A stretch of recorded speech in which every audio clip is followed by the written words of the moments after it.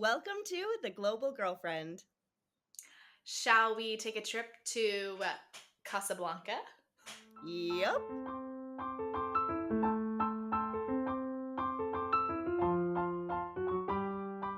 All right, everybody, welcome back to The Global Girlfriend. Yes, welcome back. My name is Morgan. And my name's Brianna, and we are so excited to have you with us today. If this is your first time, welcome. And if you are back for more fun, we're so glad you're here. Yes, we are so glad for anyone who found us or has come back. So we're really excited for today's topic because it's a crucial one and we've all experienced at some point of our life. And we are going to be talking about how to make friends when living and traveling abroad. Yes. Okay, shall we start it off with a little story time? Do you have a quick little story about when you've met someone abroad? Yeah. So I think, I've met basically almost all of my friends abroad at this point. And but I think like it's really interesting. I mean, I've made friends like you and I, who we have been friends for years and will be friends for years to come. And then I've made friends with people who, we've been friends for a few years and then we've sort of drifted apart. But I think a really wonderful friendship that I made was when I was living as a nanny in Curacao. And so when you're a nanny, that can be kind of an isolating experience because it's just you and the kids. And so there's not a lot of adult interaction. But I was sort of like invited to a social gathering with some people that I had like kind of sort of met. And I was a bit nervous to go because I didn't know anybody. But I went and I ended up making a really wonderful group of girlfriends at this brunch that I went to. But there was one girl in particular, and it was just one of those moments where I don't know. Have you ever met someone and you're just like, "Yep, we are going to be friends. Like this is my person. Like we are going to have a great time." And yeah, it was a wonderful woman from America, and she was teaching in Curacao. And we went on to explore the island together for a year. Like every Friday, we would message each other, "What are you doing?" We would go for weekend adventures, hikes, beach bars, parties. Like we were just kind of like little island soul sisters for the full year that I was there. And that was just a really wonderful friendship that I will always be grateful for. Oh, that sounds so great and such a special one and a lot of like shared memories and experiences. That is like love to hear it. It was so fun. What about you? Oh goodness. Okay. Well, one that comes to mind, one of my great friends who, yeah, I'm still for years now have we've been friends and we ended up actually being coworkers, but the story begins right before that. And the day before I was about to start a job teaching, I was like, you know what, this is like a basically almost 2 hour commute. Like, let me just do the route before, just so I know how to do it the first day of work. So I was like, let me do it. And I got to the bus stop and I was like, oh my gosh, crap. Like, do they take card? I had just moved to Spain. And so I like go up to these two girls and I was like, hey, do y'all like, do y'all speak English? And they're like, and she's from England. She was like, yeah, mate, like I do speak English. And I was like, great. And I was like, hey, do you know if the bus takes card? And she's like, no, mate, like I got you, I'll spot you. And then she spotted me for my bus ticket, and then it's been history. And she's actually she lives in London, and she's going to come visit me here in April. So That is so so serendipitous. I know. And then we ended up being coworkers, so we would, I guess, have met anyways. But I love like those stories, like just going up asking like a simple question, and then you end up being besties. And yeah, so love That's those like kind of stories. that's like a rom-com of friendships. I love that. That's amazing. Yes, yes, yes. Oh, that's so good. Okay, so today we are gonna like really get into it. And I think the sort of two things that we're gonna sort of like really unpack is why making friends abroad is important. And then sort of some of the common challenges that come along with that.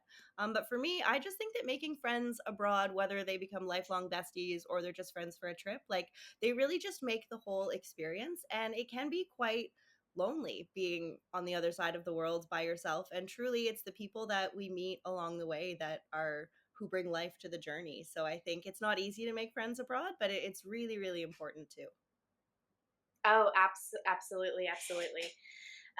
And I with that, like I feel that just as humans, we are such communal beings. So it is so important, like you said, to one, to combat loneliness, and two, like I feel like life, obviously some alone time is needed in here and there too, but we're designed to like share life with people. So I think like if you're moving to different places or traveling a bunch, like it is crucial to create those connections to share life with, you know? Completely. And I think the first thing, or the biggest sort of barrier to making friends when you're traveling or when you're living abroad, it's that first step. So let's talk a little bit about overcoming the fear of reaching out, because that is the hardest part. Like, I think we've all been there, where we've been, in our first apartment abroad, or we've been at the hostel, or we've, even been on the train coming into a new city, being like, wow, I wish I had someone to share this with. Or you see someone that looks cool and you're like, oh, I bet we could probably be friends, but like they probably don't want to talk to me. Uh, we've all been there, right? So I Yes, think I think the first thing that you have to do is just acknowledge that it's weird. Making friends abroad is a challenge. It's weird. It's difficult, but it's not impossible. So I think just acknowledging it in your brain, and absolutely. then sort of just doing a little mindset shift of like, okay, this is going to be weird, but we're going to do it. I think that's the first step. I think absolutely, and I think that so I don't I love how I think of a book that I didn't even read. One of my like best friends in college read, but it was about dating, and I just remember it. And it was about how like well with dating, how like you have to show some type of interest, like eye contact or a little smile, or or like look approachable. And I think that could also like be applied to that first step of making friendships. Is like maybe you are, maybe you're not being the person who like directly goes up and says hello. But if not, like smile, like look approachable, and like I think that is also look open and and get yourself in a space where you are open to meeting people. Completely. And I also think that, like, yes, do that, open yourself up. And then I love that you brought up the dating book, because I also think that making friends can be kind of like dating. You're not going to marry every single person you go on a date with. You are not going to Oh become yeah, lifelong besties with everybody that you meet while you're traveling. You might be really open and looking for connection, and someone might be on their solo eat, pray, love journey, and they're just not available for that right now. And that is yeah, and that's okay. Not every connection has to be like the connection, but it's important to just be open minded and approachable, and just sort of try it out. yeah, no, and I think that's a really good point. And I'm sure like we both have experiences where I have met people and we're besties for life, and you meet people and maybe you think, oh, we could be, but then you realize, you know what, this isn't, it either doesn't align with kind of my direction, doesn't align with your values or whatever it may be. And that's okay. And I think that like I think people need to be like easy and graceful with themselves, because it's okay that not all friendships work out, and sometimes even just with travels and moving abroad and living in different places, logistically it's just not practical to keep every friend, especially if you're moving and not in the same location. Exactly, and And I that think, doesn't mean that your yeah. interaction wasn't meaningful. You can have a nice Mhm. time with someone, and you don't have to be best friends with them forever, and that's very okay. But it's important that you just open yourself up for the experience, whatever it's going to be. Absolutely, absolutely. um Okay, so let's maybe talk about some like practical tips. Like what are some ways when you're in these new places, whether it's living, whether it's travel, what are some ways that we can meet people, meet friends? So I think if you are a little bit, shy, if you are a little bit shy, if you're a little bit scared, and you are not the kind of person who wants to like sit in the cafe or sit in the lobby and wait for a friend, the internet is your friend. Like, there are tons of apps out there Yes. for making friends. You know what I mean? Like, I'm in a bunch of Facebook groups for solo girls in Bali. There's apps like Bumble BFF, which is like, it's literally like a dating app, but for friends. There's a bunch Hmm. of different like apps that you can download. There's one that they have here in Bali, and it's a bunch around the rest of the world as well. It's called Time Left, where you sign up and you get assigned a random dinner with 8 strangers at a random restaurant, based on Oh, your that's so like a fun. personality quiz that you do. So I would say if you are not like super ready yet to just throw yourself out there in the wild, use the internet as your friend. Oh, absolutely, absolutely. And there will be some, situations that like throw you together, like work or friends of friends, and embrace all those things too. But I absolutely agree with the internet is your friend. That's a perfect way to put it. Um, my like go to one when I was in Madrid was Meetup, and I mostly like there was like so Meetup is you can put like different things that you're interested in. It could be yoga, it could be dance, it could be language exchange, and then the one I mostly did was language exchange, where you practice, Spanish and English, and that was a way that I met a lot of people when I was there, and so it was really great. Do you have like a favorite way or like a story of someone or people you've met? I mean, I have a whole bunch. So I would say this one is like a more how I like organically met someone out there in the wild. Um, In the wild. while I was in my 30s, because I also feel like it is a little bit easier to make friends when you're like young and you're traveling and you're in your early 20s and you're staying in hostels all the time, and like there's a bit more of like a group let's get together mentality, I think, when you're in your 20s. And that sort of starts to, I think, as you get older, and you spend more time in like less crowded accommodations and that sort of stuff, it becomes a little bit more difficult. But this was on one of my like famous solo trips to Italy. I was just like sitting in a cafe and I was drinking a coffee and reading a book. And then another woman came in and she also ordered in English. And it was literally like we just like made eye contact with each other. And I think I was sending a voice note in English, classic, probably to you, on my phone, and she heard me speaking English, and she started off the conversation, which was really nice, and she was just excited because she wanted to practice her English. It was one of her goals to improve, and so she was like, "Can we just like talk for a few minutes?" She was from Russia, and so anyway, yeah, we just were sort of like talking for a few minutes, and then it was just like very clear that we had a connection, and then we ended up like going out for dinner that night and going for a really long walk.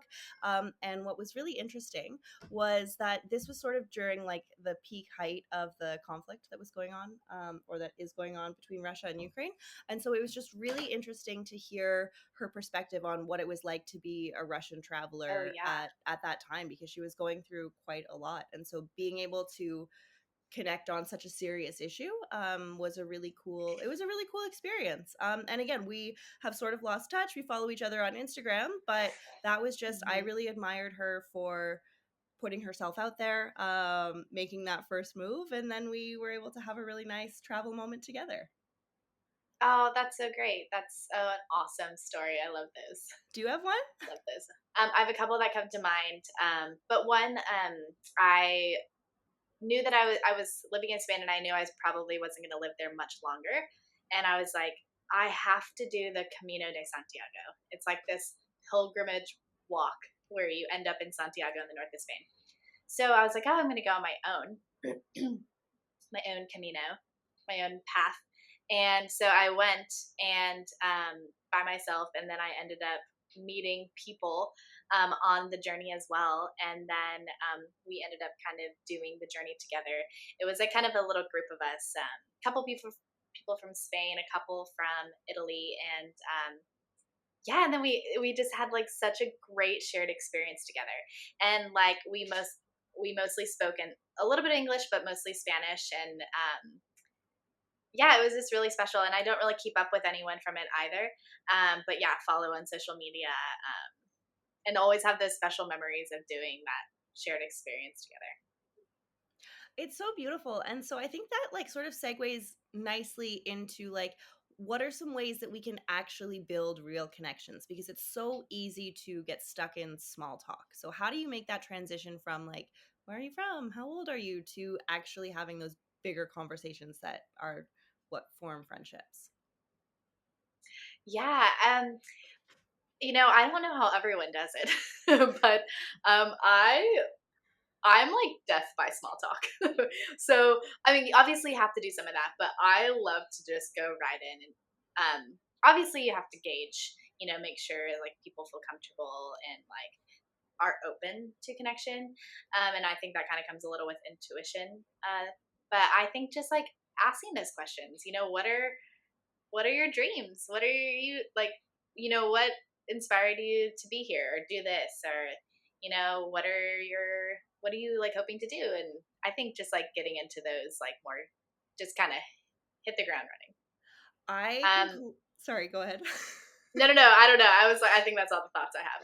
Go No, on. I was just gonna say I completely agree with you, and I think that like I sometimes freeze, and this happens sometimes with me when I start a new job or when I've just met someone for the first time, or like if I'm on a date or something. Sometimes I freeze, and I'm like, oh my god, what should we talk about? Like what should I say or whatever? And then I remind myself that I'm like, Brianna, you do not know this person at all. You do not know a single thing about them. Surely there is a question you could ask. Sure. Okay. Like put yourself in check. Literally, I Okay. have to check myself. I'm like, you don't know. Like, come on, girl. There is a question you can ask. So I think, like, of course, gauge where the other person is at, but like, remember, like, this is a whole new person that you can learn about. So like, definitely find there's always something that you can talk about, and just be brave enough to ask an open-ended question to a stranger. I think it'll really surprise you. Oh yeah. And I think also just kind of like knowing yourself, like I like both, scenarios, but like if you're like let's go get a coffee and like chit chat, like and sitting in a low key situation to like engage in that way. Or if that's not like your vibe, maybe I need a shared activity to kind of get into those deeper connections. So maybe like my example of like doing the Camino, like we are like walking with their hiking sticks with her backpacks on. And sometimes that's a little bit easier to engage, like when you're also sharing an activity. Yeah, it's So really to great. maybe kind of think about what works for 100%. And I would just love to share with the podcast you. about my new hobby. I have so many new Oh, hobbies yes. since moving to Bali, and I'm terrible at all of them. But basically, I was actually sort of in the past few months feeling like I needed a hobby. I needed something to get me out of my house. I was wanting to connect with more single people in their 30s.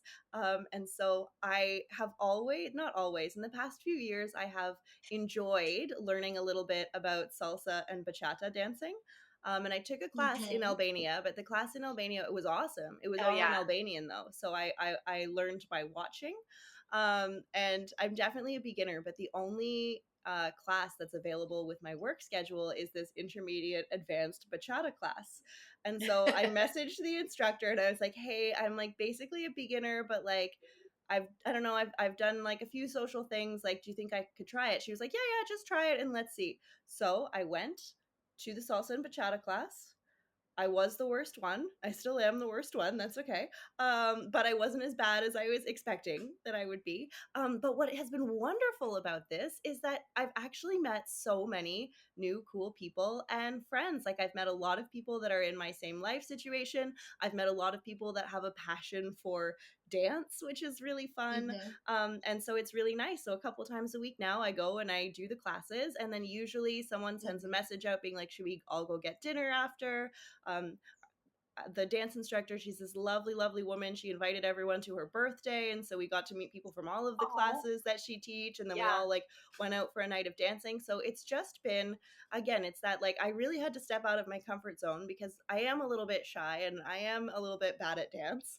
But it's been so fun, and it's just like really opened up this like whole other community for me here in Bali. So I'm just like really glad that I took that leap. Oh my gosh. Yeah. You're so awesome for taking that leap. And I feel like you've been doing so much of that, like in general, but also like your time in Bali. Oh my gosh, That is it's amazing. so embarrassing for me. Like everything I do, I'm bad at. Oh my Um, gosh. But that's where okay, but but it's so there's so many fun. things. See, that's what's important. And you're so good at so many things. And then to like start new things, you gotta start somewhere. So Oh, thank you. um so love that. And you know what? Like so that goes to like do activities that bond you with people. And so your experience going to bachata class, um, I can't say bachata without doing that. I don't know why. Okay, Also, I've anyways. realized, like, a lot of people don't know what bachata is, so I, like, will talk to my, like, work people, and they're like, "Oh, what are you doing?" I'm like, "I'm going to my bachata class," and they're like, "Excuse me, what? What's that?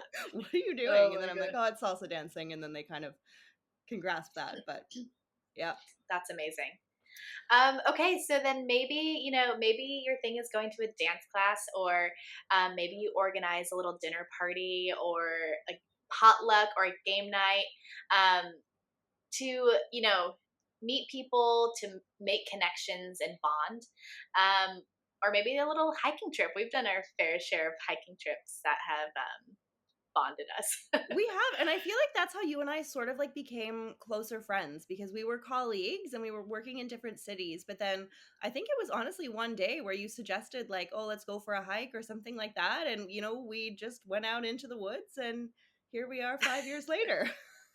Oh, So it's love true, it, like, love it, having love it. if you can engage in an activity, like a shared activity, I think that's a great way to start building that foundation for sure. Yeah, absolutely. I So think that's something that beautiful. is important to bring up is that as you are traveling, you are going to be a guest in a different country and you are going to meet people from that country and you're going to meet people from all over the world. So, what do you think, or what do we think? Like, what are some good ways to navigate cultural differences or language barriers when making new friends? What's worked for you? I think just being generally open and curious. Like, you're in this new place, so obviously you wanted to go there, travel, live, and to adapt and adopt the culture that you're in. So I think being curious, being open to kind of adopting some of these different like cultural and language things, and just be a respectful human being. Be kind, be respectful, and be open to learn while you're in this place. I completely agree, and I think that I I think, and I really try not to do this, and I'm sure I'm guilty of doing this still at times, even though it's on my mind to actively not do it, is I think especially if you're from like North America or Western Europe, it's sometimes like easy to really see the world through that lens and like assume that people know about North American wedding traditions or how things are in America just because the media is so widespread. So I think it's just really important to try and like take some of that out of your mind and just really come to any new situation with like a blank slate and not assume that everything is like Western or English. Like I know this is a very basic Yeah. thing to say, but it is something that I think if you are from North America, that's a really sort of hard wired programming thing to have to let go of. Hmm. And it's just important that you do it because I think that will just open up so many more opportunities for you to learn and to grow. And then in terms of like language, what I have found, and we talked about this a little bit last week, this the sort of struggles of only speaking one language. I do find that through my travels, except for when I was in Kenya, most of the conversations that I have with people is in English. I do like in the workplaces and making new friends. Like I try and learn, local phrases and good morning, good evening, good afternoon, that sort of thing. But I think that if you're trying to connect with someone that you don't speak English with, humor is your friend. I think it's very important to learn a Yes. joke or like a funny phrase in a local language because Hmm. I think if you can like share a laugh and share a smile, even if you can't connect super well, um, being able to share a laugh, I think really helps in those situations where there's a little bit of misunderstanding. Oh, absolutely. That goes a long way. And I think just nonverbal communication in general speaks so much. So maybe, yeah, you can't share the depths of your soul in your language or theirs. Um, but having open, um, kind, nonverbal communication, I think, it just really goes a long way. And it's making me think of, I every day when I lived in, like, literally every single day when I lived in Albania, I would go get burek, which is like a savory pastry in the Balkans in Europe. And every day I would go to my burek lady, Bulia, And so she speaks just some English words, and I speak just some Albanian words. But like I felt so connected with Julia, and like so much has been said with very few words between us. And like anytime I will go back to Albania, I will go see her, and it'll be like, oh my goodness, and so those stories. I love that. That's so beautiful. And we love Bulia. Oh, I hope you get to see her soon. And All right, so I think we should probably start to wrap these things up a little bit. So I guess in summary, the first thing we hmm want to ask or remind you guys to do is to just say yes to invitations, even if you feel shy. Just say yes, yeah, put yourself out there. You'll be surprised what happens, and then be consistent because friendship takes time. Just they do. keep showing up, keep putting yourself out there. These things Oh, take time. absolutely. And yeah, they do take time, and you'll be surprised that in time, the new friendships that felt scary at the beginning and new and vulnerable become your old friendships, and feel like home. So I think just with that, like as you're making friends, do the things you love. The have coffee, frequent the coffee shops, frequent gyms or markets or um, whatever different things to be part of a community because that's essential. Completely. And I think just always keep in mind what we said at the beginning of the episode. There's like whatever that quote is, a reason, a season, or a lifetime. Your friendships abroad don't need to be perfect to be meaningful. They can be short, they can be sweet, or they can be lifelong. But to combat that loneliness and to really make the most out of your trip or your life abroad, you got to make some friends. So put yourself out there. We believe in you. And we want to hear your stories about how you've made friends while living abroad. So, Morgan, where can people share their stories with us on the internet? Yes, please connect with us. We would love that. You can connect with us on Instagram and TikTok at the Global Girlfriend. You can connect to us via email at theglobalgirlfriend gmail.com, and also on our website soon, which will be theglobalgirlfriend.com. Amazing. So, thank you so much for listening. We Yep. love our global network of friends that we are building here, and we will see you next week. Yep. Can't wait. See Bye. ya. Bye.